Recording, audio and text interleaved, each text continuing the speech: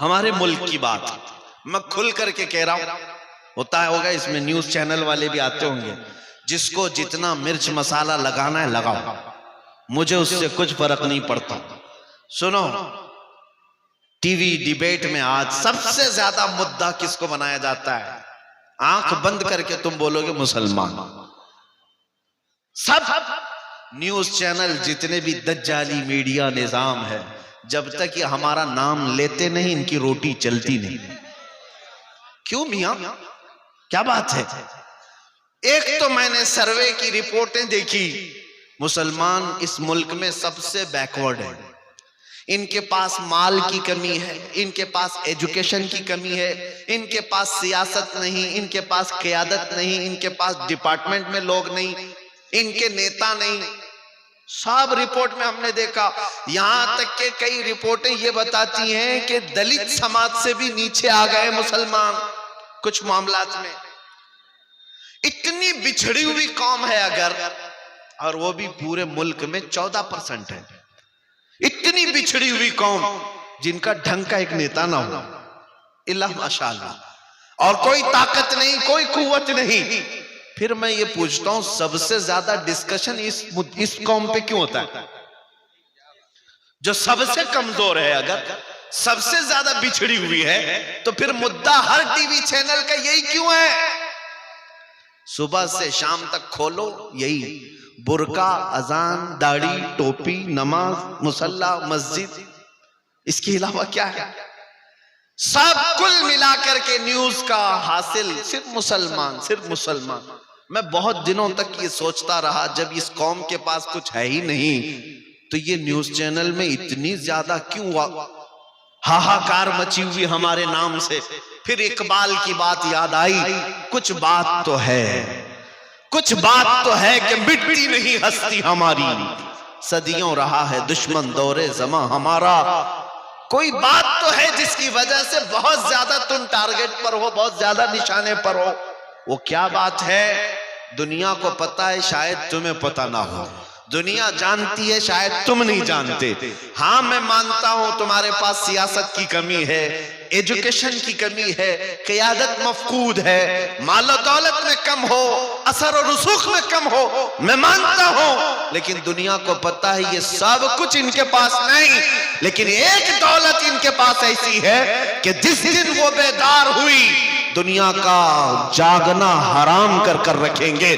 وہ دولت کا نام ہے عشق مصطفیٰ، جس کو اقبال نے کہا تھا، یورپ آج بھی یہ کہتا ہے، یہ فاقہ کش موت سے ڈرتا نہیں، ذرا روح محمدی اس کے بدن سے نکال دو۔ مشائخ و سادات، حاضرین اہل سنت و جماعت، السلام علیکم ورحمت اللہ وبرکاتہ۔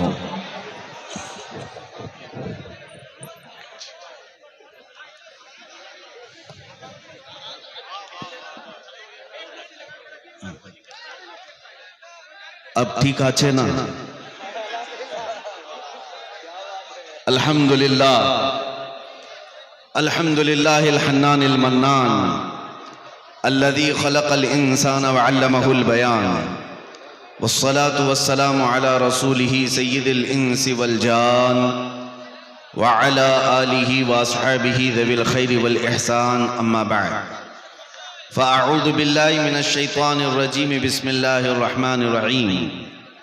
فَلْيَحْذَرِ الَّذِينَ يُخَالِفُونَ عَنْ أَمْرِهِ أَن تُصِيبَهُمْ فِتْنَةٌ أَوْ يُصِيبَهُمْ عَذَابٌ أَلِيمٌ۔ صدق اللہ مولانا العظیم۔ بارگاہ رسالت معاب صلی اللہ علیہ وسلم میں درود پاک کا ہدیہ پیش کریں۔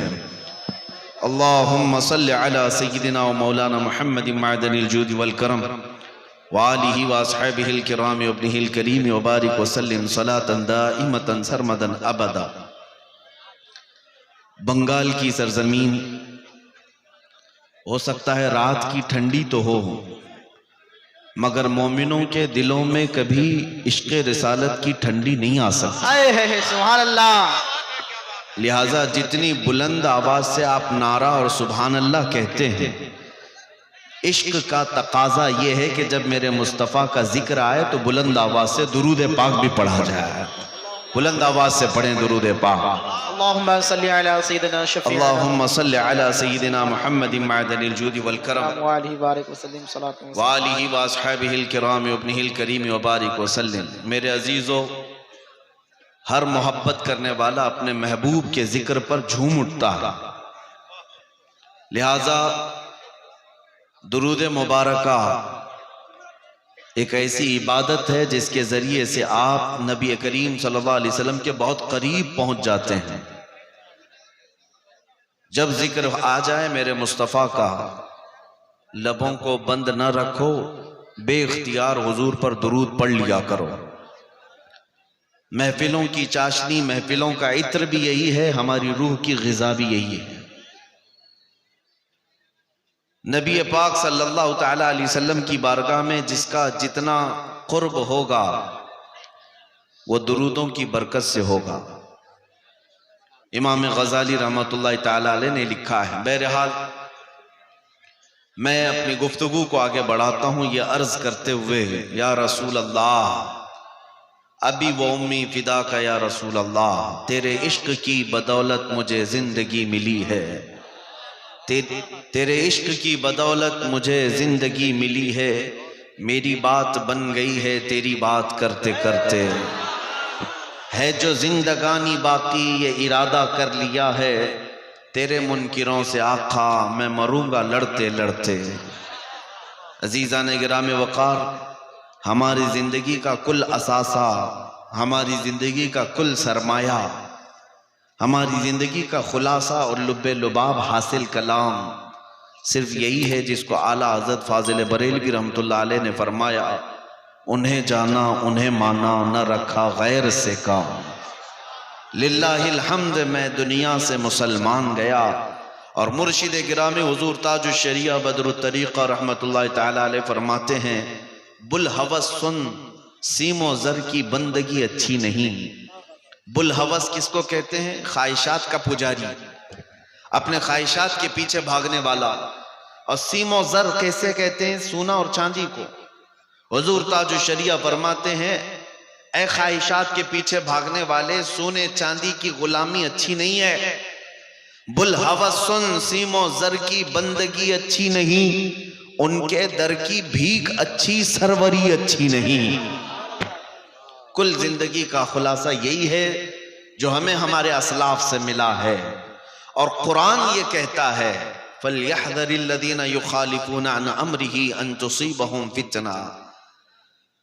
ایمان والوں کو یہ چاہیے کہ رسول کے حکم کی مخالفت کرنے سے بچیں، ورنہ کیا ہوگا؟ أَن تُصِيبَهُمْ فِتْنَةٌ أَوْ يُصِيبَهُمْ عَذَابٌ أَلِيمٌ، یا پھر یہ ہوگا کہ اگر تم رسول کے راستے کو چھوڑ کر چلو گے، فتنے میں مبتلا ہو جاؤ گے یا دردناک عذاب میں گرفتار ہو جاؤ گے۔ دو چیزیں ہیں، سمجھ کر کے چلو۔ نبی پاک صلی اللہ تعالی علیہ وسلم کو اگر چھوڑ دیا، فتنے میں مبتلا ہوگے یا عذاب میں گرفتار ہوگے۔ میں ایک مثال آپ کو بتا دیتا ہوں۔ جنگ احد جو ہوئی تھی، جنگ احد اسلام کی یہ دوسری بڑی جنگ ہے۔ اس میں ہوا یہ تھا کہ نبی پاک صلی اللہ علیہ وسلم نے ایک اونچے ٹیلے پر 50 تیر انداز صحابہ کو کھڑا کیا تھا، اور ان سے کہا تھا کہ جب تک میں نہ کہوں اس پہاڑ سے نیچے مت اترنا، کیونکہ وہ لوکیشن ایسا تھا کہ کفار و مشرکین سامنے آتے تو یہ 50 تیر انداز صحابہ تیر مار دیتے، وہ سامنے آ ہی نہیں پاتے تھے۔ تو حضور پاک صلی اللہ علیہ وسلم کی یہ حکمت تھی، اور ان 50 تیر انداز صحابہ نے اچھے اچھے کافروں کو اوپر سے تیر مارا تھا۔ پھر جب جنگ جو ہے میدان میں چل رہی تھی، کفار مشرکین شکست کھا کر بھاگ رہے تھے، اپنا مال سب چھوڑ کر بھاگ رہے تھے۔ تو جو نیچے صحابہ تھے انہوں نے مال غنیمت جمع کرنا شروع کیا، جنگ ختم ہونے کو آ گئی۔ اب سنو، جو 50 تیر انداز صحابہ اوپر کھڑے تھے، انہوں نے یہ سوچا کہ ہم بھی اتر جاتے ہیں اور مال غنیمت جمع کرتے ہیں، چونکہ جنگ ختم ہو گئی۔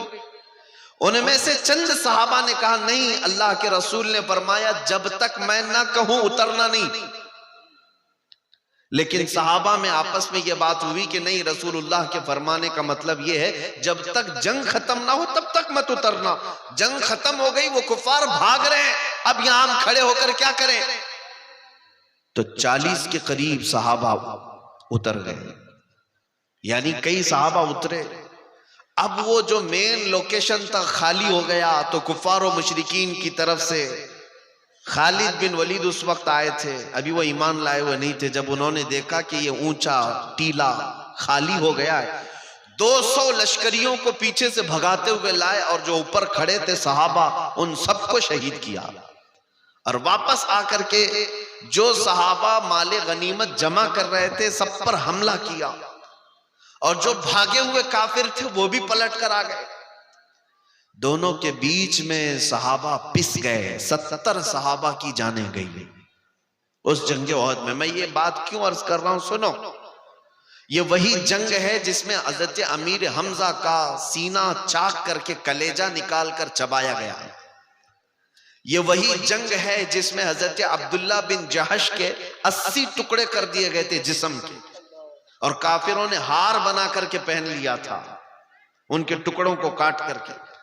یہ وہی جنگ ہے جس میں حضرت انس بن نزیر ایسا پیس دیے گئے تھے کہ ایک انگلی کے علاوہ ان کے جسم کا کوئی حصہ ہی نہیں ملا.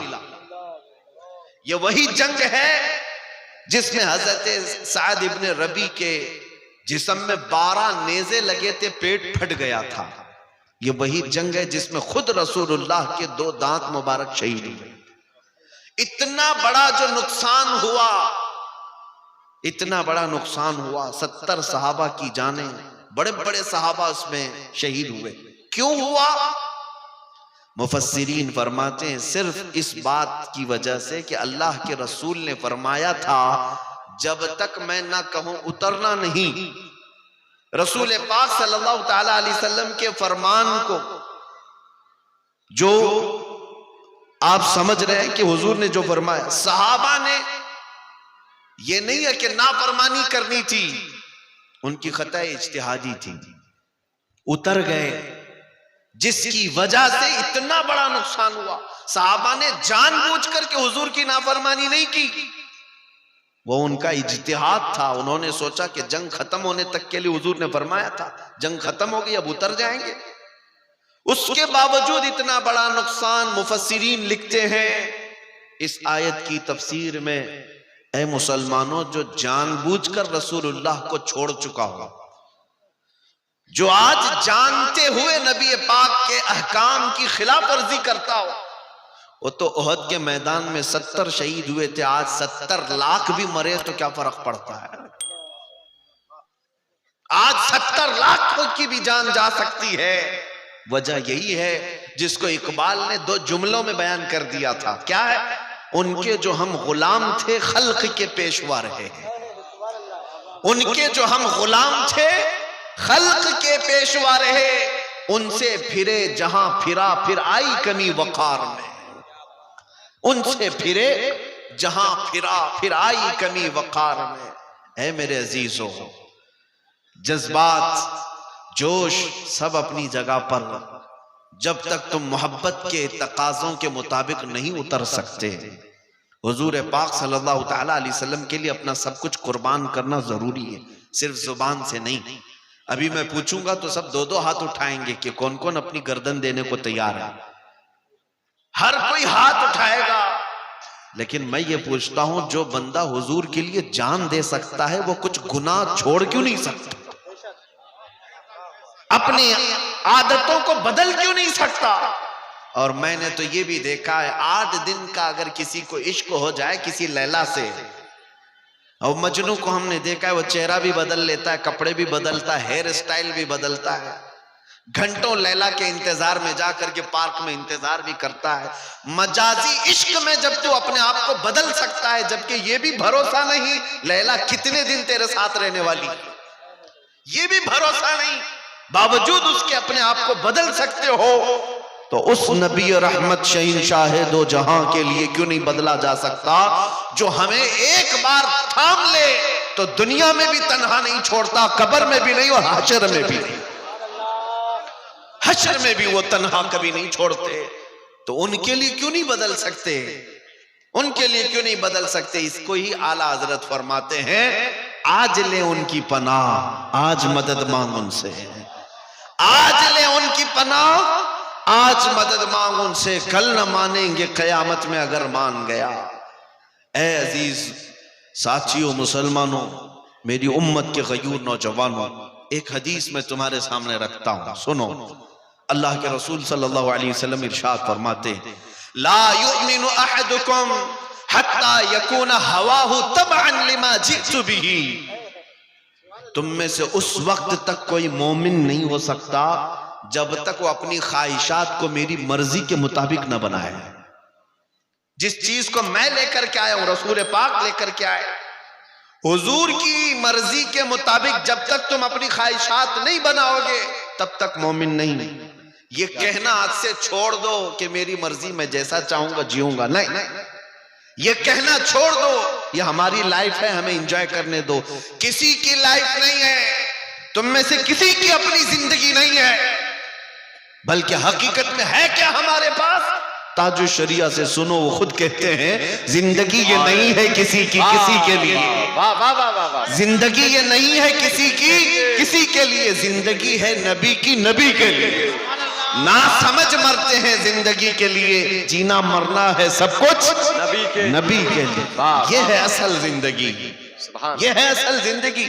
جب تک تم اپنی خواہشات کو نبی کی مرضی کے مطابق نہیں ڈھال سکتے، مومن کامل نہیں ہو سکتے۔ صحابہ اکرام رضوان اللہ تعالی علیہم اجمعین کی چند مثالیں میں تمہارے سامنے رکھتا ہوں۔ عزیزان گرامی وقار، انہوں نے جسم کی قربانیاں دی، مال کی قربانیاں دی، اولاد کی قربانیاں دی، جائیداد کی قربانیاں دی، وطن کی قربانیاں دی، رشتوں کی قربانیاں دی۔ کیا نہیں کیا میرے مصطفیٰ کریم صلی اللہ علیہ وسلم کی محبت پانے کے لیے، ہر چیز کو انہوں نے ٹھکرایا ہے۔ حضرت صہیب رومی ایک صحابی ہیں جوان، اور مکہ مکرمہ میں ان کا حال یہ تھا اتنی مہنگی خوشبو لگاتے تھے کہ جس گلی سے گزرتے پوری گلی مہکتی تھی۔ جب ایمان لائے رسول پاک صلی اللہ علیہ وسلم پر تو ان کا حال یہ تھا کہ وہ ان کے ماں باپ سخت قسم کے کافر اور دشمنی میں ملوث، اپنے بیٹے کو ٹارچر کرنا شروع کیا کہ اگر تو محمد صلی اللہ تعالیٰ علیہ وسلم پر جو ایمان لایا ہے اس سے اگر باز نہیں آئے گا تو تم کو ہم اپنی جائیداد سے آگ کر دیں گے۔ یعنی باپ کہتا ہے میری جائیداد میں تیرا حصہ نہیں ہوگا۔ بیٹے نے کہا خوشی خوشی منظور ہے، پوری جائیداد آپ رکھ لو، مجھے میرے مصطفیٰ کی محبت کا چھوڑ دیا۔ یہاں تک کہ باپ نے کہا میرے گھر میں بھی تیرے لیے جگہ نہیں، تو نکل جا۔ حضرت صہیب نکلنے لگے۔ سنو میرے عزیزوں، کہا کہ ٹھیک ہے تم اپنے گھر پہ رہو، میں مدینے چلتا ہوں۔ مکہ سے مدینے ہجرت کر رہے تھے تو ماں پیچھے سے پکار کر کہتی ہے بیٹا تیرے جسم پر جو کپڑے ہیں وہ بھی ہماری کمائی کے ہیں، تیرے نہیں ہیں، وہ بھی اتار دے۔ کتنے کٹھور دل تھے وہ لوگ، کتنے سخت لوگ تھے۔ حضرت صہیب نے وہ لباس بھی اتار دیا، ٹاٹ کے کپڑے پہن لی، ٹاٹ کی گونی ڈال لی، کانٹے لگا لیے اور چلنے لگے۔ تب بھی بس نہیں کیا، باپ نے کچھ گنڈوں کو بھیجا بیچ راستے میں حضرت صہیب کو مارنے کے لیے۔ گنڈے آئے، راستے میں اتنا مارتے کہ ان کی ناک پھٹ گئی، خون جاری ہو گیا، مار مار کر کے تھک گئے۔ پھر پوچھا اب کیا ارادہ ہے؟ وہ اٹھتے ہیں اور لنگڑتے ہوئے کہتے ہیں مدینے جانا ہے، مصطفیٰ کریم صلی اللہ علیہ وسلم کے ہاں جانا ہے۔ خواہشات تو یہ کہتی ہیں کہ اپنے گھر میں رہیں، خواہشات تو یہ کہتی ہیں کہ میں اپنے مال کا مالک رہوں، لیکن ٹھکرا دینا صرف میرے مصطفیٰ کے لیے یہی ایمان ہے، یہ ایمان ہے۔ اور اتنے زخمی تھے، پیدل چل کر کے مدینے آئے۔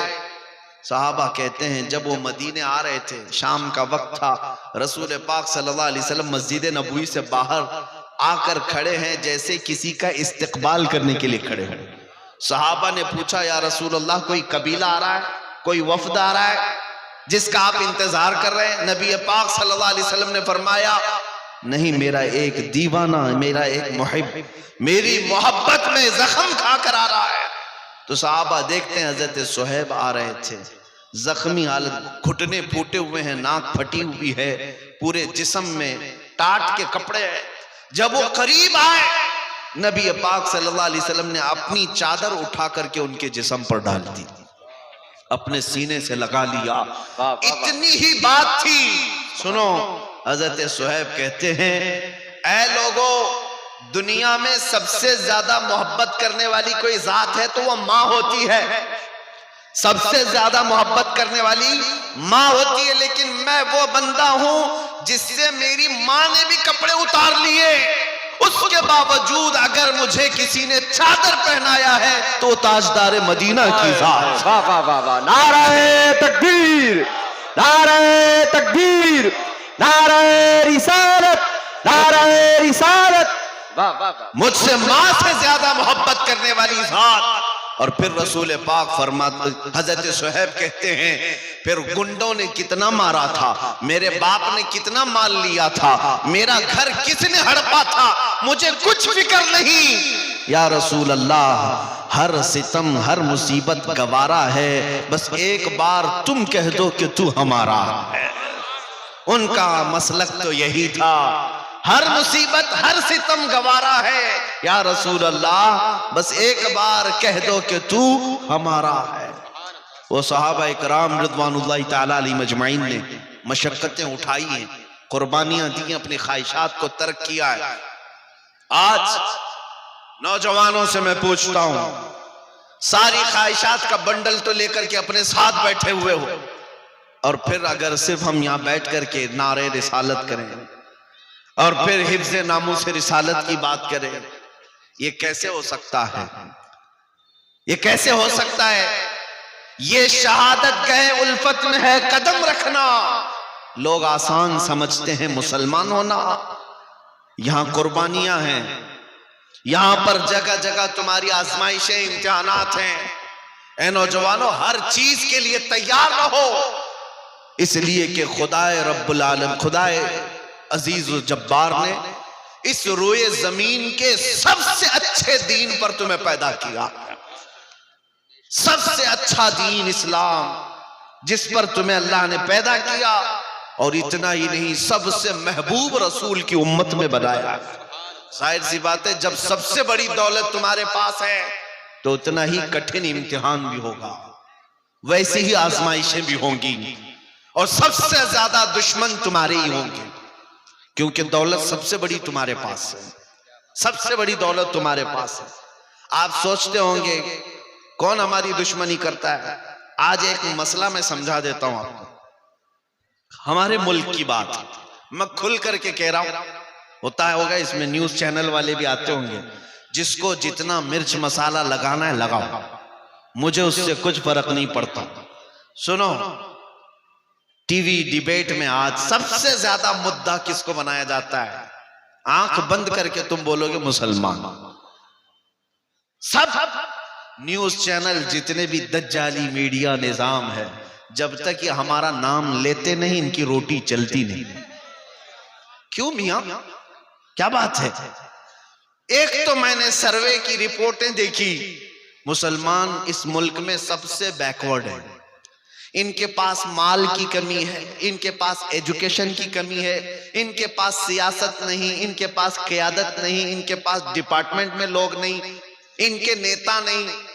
سب رپورٹ میں ہم نے دیکھا، یہاں تک کہ کئی رپورٹیں یہ بتاتی ہیں کہ دلت سماج سے بھی نیچے آ گئے مسلمان کچھ معاملات میں۔ اتنی بچھڑی ہوئی قوم ہے اگر، اور وہ بھی پورے ملک میں 14% ہے، اتنی بچھڑی ہوئی قوم جن کا ڈھنگ کا ایک نیتا نہ ہو، اللہ ماشاءاللہ، اور کوئی طاقت نہیں، کوئی قوت نہیں۔ پھر میں یہ پوچھتا ہوں سب سے زیادہ ڈسکشن اس قوم پہ کیوں ہوتا ہے؟ جو سب سے کمزور ہے، اگر سب سے زیادہ بچھڑی ہوئی ہے، تو پھر مدعا ہر ٹی وی چینل کا یہی کیوں ہے؟ صبح سے شام تک کھولو یہی برقع، اذان، داڑھی، ٹوپی، نماز، مصلی، مسجد، اس کے علاوہ کیا ہے؟ سب کل ملا کر کے نیوز کا حاصل صرف مسلمان. میں بہت دنوں تک یہ سوچتا رہا، جب اس قوم کے پاس کچھ ہے ہی نہیں تو یہ نیوز چینل میں اتنی زیادہ کیوں ہاہاکار مچی ہوئی ہمارے نام سے. پھر اقبال کی بات یاد آئی، کچھ بات تو ہے کہ مٹتی نہیں ہستی ہماری، صدیوں رہا ہے دشمن دور زماں ہمارا. کوئی بات تو ہے جس کی وجہ سے بہت زیادہ تم ٹارگٹ پر ہو، بہت زیادہ نشانے پر ہو. وہ کیا بات ہے؟ دنیا کو پتا ہے، شاید تمہیں پتا نہ ہو. دنیا جانتی ہے، شاید تم نہیں جانتے. ہاں میں مانتا ہوں تمہارے پاس سیاست کی کمی ہے، ایجوکیشن کی کمی ہے، قیادت مفقود ہے، مال و دولت میں کم ہو، اثر و رسوخ میں کم ہو، میں مانتا ہوں. لیکن دنیا کو پتا ہے یہ سب کچھ ان کے پاس نہیں، لیکن ایک دولت ان کے پاس ایسی ہے کہ جس دن وہ بیدار ہوئی دنیا کا جاگنا حرام کر کر رکھیں گے. وہ دولت کا نام ہے عشق مصطفیٰ، جس کو اقبال نے کہا تھا. یورپ آج بھی یہ کہتا ہے، یہ فاقہ کش موت سے ڈرتا نہیں، ذرا روح محمدی اس کے بدن سے نکال دو. دنیا اسی بات کی دشمن ہے کہ سب لٹ گیا ہے لیکن نام محمد پر مرنے کا جذبہ ابھی تک لٹا نہیں ہے. اسی لیے تو ہم پکار کر کے کہتے ہیں رسول پاک صلی اللہ تعالیٰ علیہ وسلم کے نام پر لب پر نعت پاک کا نغمہ کل بھی تھا اور آج بھی ہے. اپنا سب کچھ گنبد خضرا کل بھی تھا اور آج بھی ہے. بتلا دو گستاخ نبی کو غیرت سنی زندہ ہے، ان پہ مر مٹنے کا جذبہ کل بھی تھا اور یہی وہ جذبہ ہے، یہی وہ دولت ہے، یہی وہ قیمت ہے جو تمہیں آج تک سٹینڈ کر کے رکھی ہوئی ہے. اب اسی دولت کو تھوڑا سا اور بڑھانے کی ضرورت ہے. جو چنگاری تمہارے سینوں میں جل رہی ہے یہ شعلہ بنانے کی دیر ہے. جس دن یہ محبت مصطفیٰ کا چراغ شعلہ بنے گا پھر تمہیں کسی اور طاقت کی ضرورت نہیں. تمہارا چلنا پھرنا بھی لوگوں کے لیے دشوار بن جائے گا. تمہارا رعب اللہ تعالیٰ دوسروں کے اوپر ڈال دے گا. اس لیے میرے عزیزوں، نبی پاک صلی اللہ تعالیٰ علیہ وسلم کی محبت اگر سچی ہے تو اپنے خواہشات کو قربان کرو، اپنے خواہشات کو قربان کرو. تمہاری خواہش گناہوں کے اڈوں پر لے جانا چاہتی ہے لیکن میرے مصطفیٰ تمہیں مدینے کی طرف بلا رہے ہیں. اور اعلیٰ حضرت نے کیا فرمایا؟ وہ تو نہایت سستا سودا بیچ رہے ہیں جنت کا. وہ تو نہایت سستا سودا بیچ رہے ہیں جنت کا. ہم مفلس کیا مول چکائیں، اپنا ہاتھی خالی ہے. اور اعلیٰ حضرت نے یہ سب کو سمجھایا تھا. سونا جنگل رات اندھیری چھائی بدلی کالی ہے، سونے والوں جاگتے رہیو چوروں کی رکھوالی ہے. کون سے چور ہیں یہاں پر؟ کون سے چور ہیں؟ وہ اعلیٰ حضرت فرماتے ہیں آنکھ سے کاجل صاف چرا لیں. یہاں وہ چور بلا کے ہیں، تیری گٹھری تاکی ہے اور تو نے نیند نکالی ہے. آنکھ سے کاجل چراتے ہوئے کسی کو دیکھا ہے آپ نے؟ اعلیٰ حضرت نے اس میں مثال دیکھیں کیسے. آنکھ سے کاجل چرانے والے چور یہاں پر ہیں. آنکھ سے کاجل کا مطلب کیا ہے؟ ایک مومن کا کاجل اور سرما عشق مصطفیٰ ہے، محبت مصطفیٰ ہے جو سب کی آنکھوں میں لگا ہوا ہے. اور یہ عشق مصطفیٰ کا سرما چرانے والے چور موجود ہیں. اور جب یہ تمہارے آس پاس پھٹک رہے ہیں تو گہری نیند میں سونا مناسب نہیں ہے. تم جاگتے رہو، جاگتے رہو. دنیا کی محبت میں فریفتہ ہونے والوں سنو، اعلیٰ حضرت فرماتے ہیں شہد دکھائے زہر پلائے، قاتل ڈائن شوہر کش، اس مردار پہ کیا للچائے دنیا دیکھی بھالی ہے. یہ دنیا کا حال یہ ہے کہ دکھانے کی چیزیں شہد جیسی اور جب کھاؤ گے تو وہ زہر ہے. یہ گناہوں کو سجا سجا کر لاتی ہے تمہارے پاس اور تم اس کو سمجھتے ہوئے فیشن ہے، یہ ماڈرنزم ہے. اور جب تم اس کو حلول کر جاتے ہو یہ زہر ہے جو تمہیں دوزخ کی طرف لے جا رہا ہے. آج گناہوں کے نام بدلے جا چکے ہیں. بہت سارے نوجوان شراب پیتے نہیں، شراب نہیں پیتے، وسکی پیتے نہیں پیتے، لیکن بیئر پیتے. کیا ہے میاں بیئر کیا چیز؟ دیکھا وہ فروٹ سے بنتا ہے. شراب کیا؟ شراب پکانے سے بنتا ہے. وہ بھی بہت سارے فروٹ سے ہی بنتا ہے. لوگوں کو ذہن بدلنے کے لیے نام بدلے گئے. زنا کا نام کلب رکھ دیا گیا. مجرے کرنے کے لیے، بھنگڑا ڈالنے کے لیے برے الفاظ استعمال کیے جاتے تھے. پہلے نچنیاں کہتے تھے، لیکن اب اس کو ڈانس کا نام دیا جائے، وہی فیشن ہے.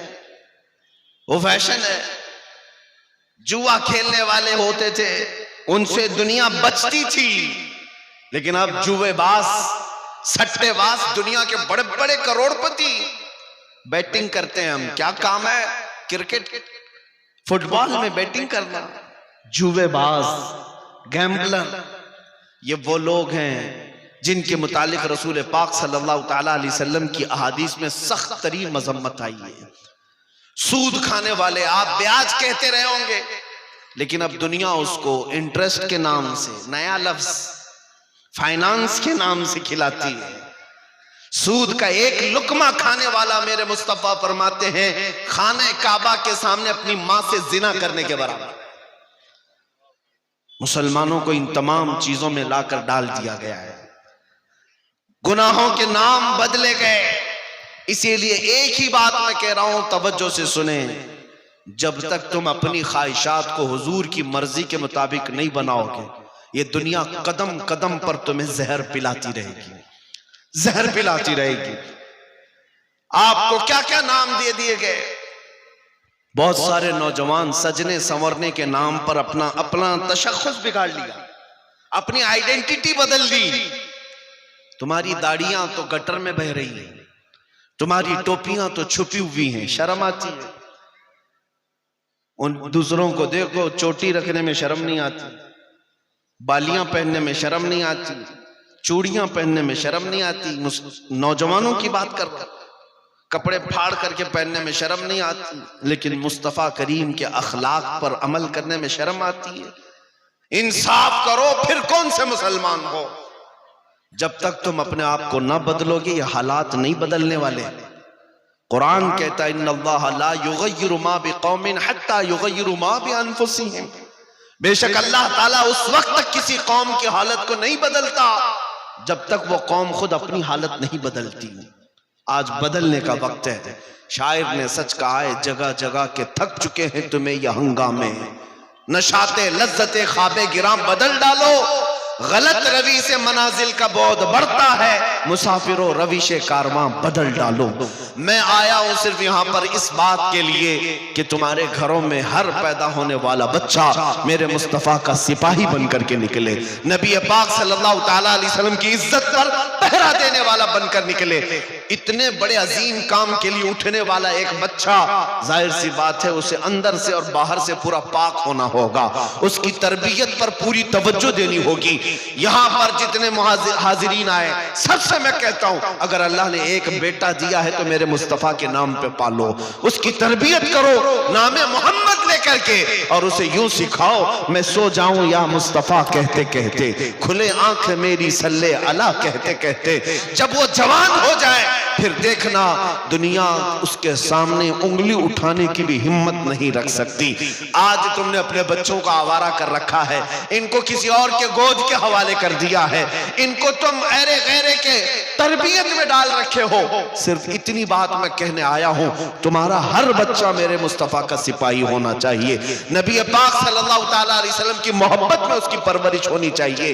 ایک ماں کا جذبہ دے کر میں اپنی گفتگو کو سمیٹتا ہوں. توجہ، مدینے کی خاتون ہے، مدینے کی خاتون ہے. جنگ احد میں ایک نوجوان شہید ہو گیا. جنگ میں ایک نوجوان شہید ہو گیا. لوگوں نے آ کر کے اس کی ماں کو بتایا تمہارا بیٹا شہید ہو گیا. اکلوتا بیٹا تھا. اگر ہماری عورتوں کا کوئی ایک جوان بیٹا دنیا سے چلا جائے، پتہ نہیں وہ آسمان سر پر اٹھا لیں. ماتم کرنے لگے، چہرہ نوچنے لگے، بال کھولنے لگے. نہیں، مدینے کی خاتون تھی، حجاب میں نکلتی ہے، سیدھے احد کے میدان میں آتی ہے، رسول پاک صلی اللہ علیہ وسلم کا دیدار کرتی ہے اور پوچھتی ہے، یا رسول اللہ، کیا مجھے اجازت ہے میں اپنے بیٹے کو دیکھ سکوں؟ میرے بیٹے کی لاش دیکھوں؟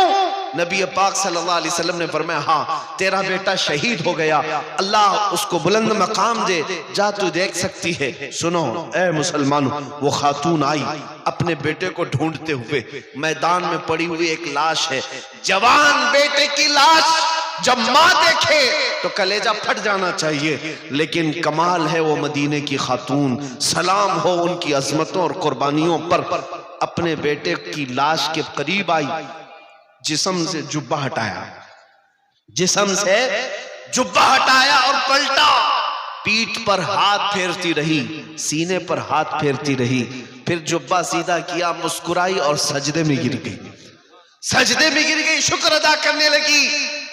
صحابہ وہاں کھڑے تھے، انہوں نے پوچھا اے خاتون آپ یہ کیا کر رہی ہیں؟ سنو مدینے کی خاتون کیا کہتی ہیں، کہتی ہیں بات دراصل یہ ہے میرے اس جوان بیٹے کی میں نے شروع سے پرورش اسی نام پہ کی تھی کہ کبھی اس کی جوانی کام آئے تو میرے مصطفیٰ کے کام آئے، میرے نبی پاک کی عزت کے لیے کام آئے۔ پھر جب احد کی لڑائی کا اعلان ہوا میں نے اپنے بیٹے کو سجا سنوار کر کے اپنے گھر سے رخصت کیا تھا، جب میرا بیٹا کل گھر سے مجھ سے رخصتی لے رہا تھا میں نے اس کو نصیحت کے طور پر ایک لفظ کہا تھا، بیٹا اگر جنگ میں سختیاں آ گئی، اگر دشمنوں کی طرف سے بہت زیادہ وار ہونے لگے، تجھے میں قسم دیتی ہوں نبی پاک کو چھوڑ کر بھاگنا مت میدان سے، کبھی پیٹ پیچھا کر کے بھاگنا مت، اور اگر تو میدان سے بھاگتے ہوئے مارا گیا، بھاگتے ہوئے مارا گیا، ماں کہتی ہے میں اپنا دودھ معاف نہیں کروں گی، میں اپنا دودھ معاف نہیں کروں گی۔ بچوں کی تربیت اس نام پر مدینے کی خواتین کرتی تھی، میں اپنا دودھ نہیں معاف کروں گی۔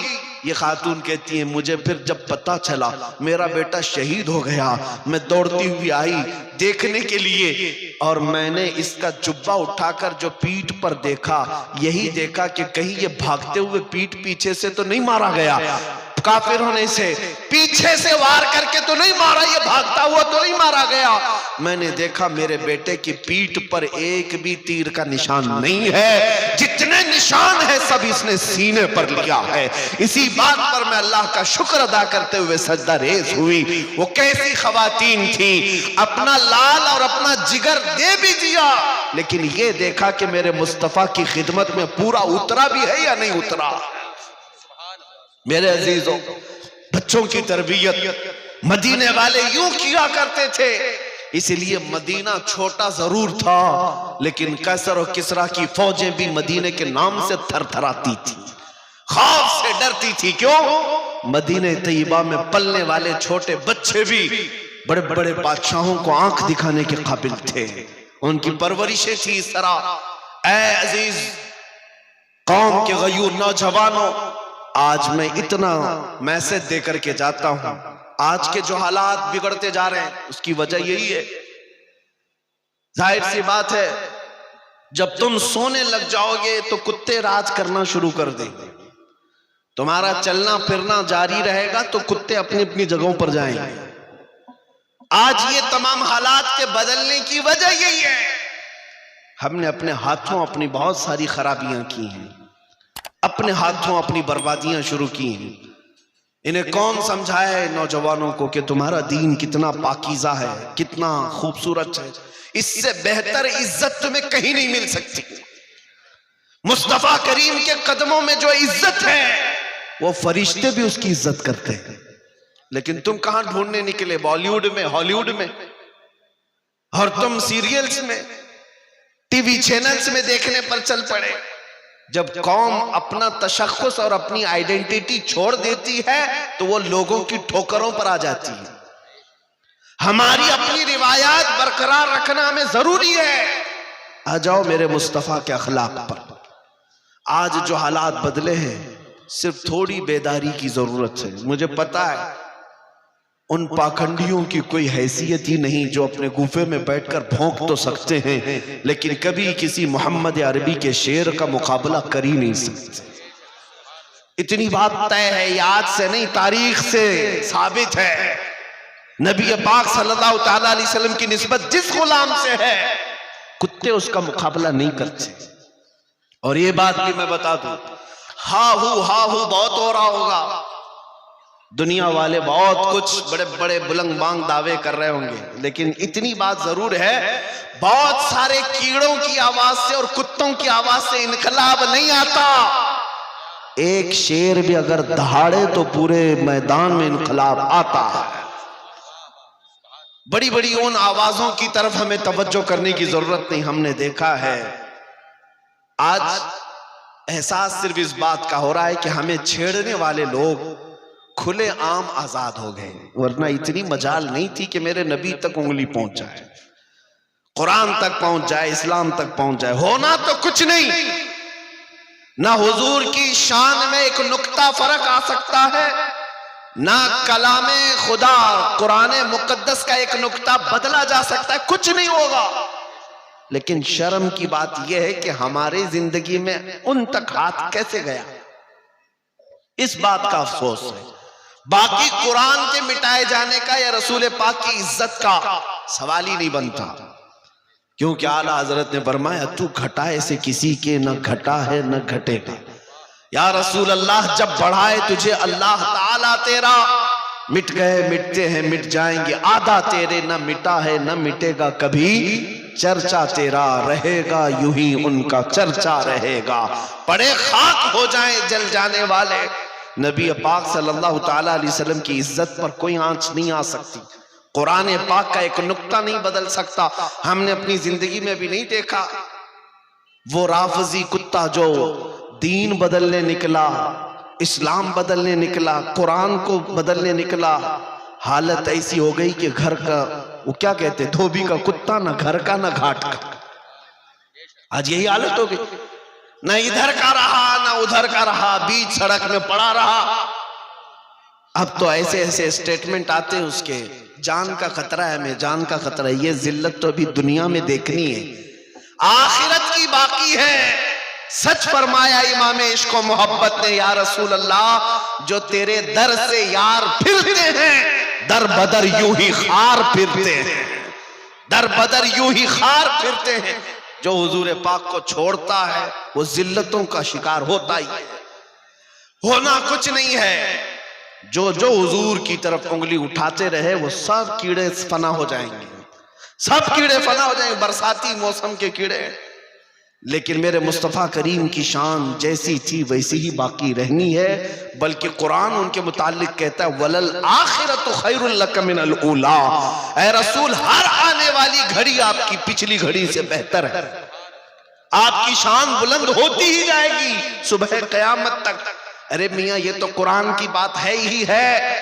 جارج برنارڈ شا، انگریز تاریخ دان، ایک مورخ یا انگریز ایک دانشور ہے، وہ کہتا ہے، ہماری جماعت کا نہیں، وہ کہتا ہے میں نے دنیا میں بہت سارے انقلاب دیکھے، ریولیشن اور انقلاب لانے والی شخصیتیں جب تک زندہ تھی ان کا انقلاب بھی زندہ تھا، لوگ بھی زیادہ تھے، لیکن جب وہ شخصیتیں مر گئی تو انقلاب بھی ٹھنڈا پڑ گیا، وہ ریولیشن بھی گیا۔